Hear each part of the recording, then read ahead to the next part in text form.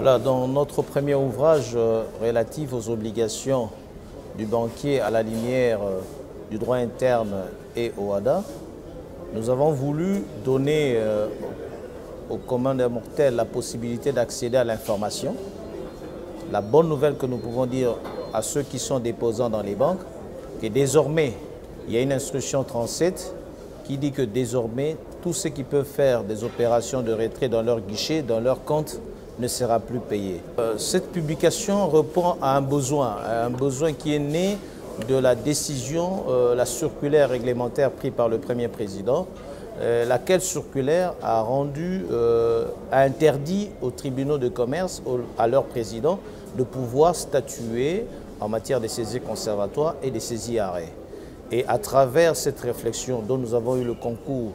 du préfacier qui est le législateur, nous avons démontré que l'article 149 de la même loi organique du 11 avril 2013, en son article 149, précisait clairement, là où il y a les tribunaux de commerce, les règles relatives à la présente loi. L'ensemble des articles ne pouvaient pas être d'application. En tant que technicien du droit, en tant que législateur, c'est une grande responsabilité pour nous, celle de voir comment reformer, comment amender, comment apporter une solution législative devant ce cas, cette controverse créée par cette circulaire, pour que la sécurité judiciaire soit garantie. À ce jour ici, on a été pratiquement satisfait de la publication de deux ouvrages vernis par maître Guy Mafutaka Bongo, lesquels ouvrages parlent pratiquement de la controverse juridique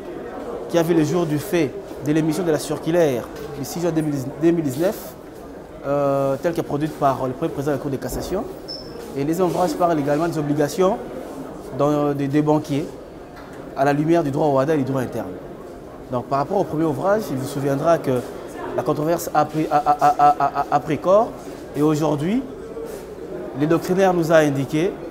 que la circulaire est pratiquement illégale et ne peut aucunement s'appliquer. Son auteur doit les retirer du commerce juridique. Et conséquemment également du deuxième ouvrage par rapport aux obligations du banquier, on a été édifié sur les obligations à faire, les obligations à ne pas faire dans le chef du banquier.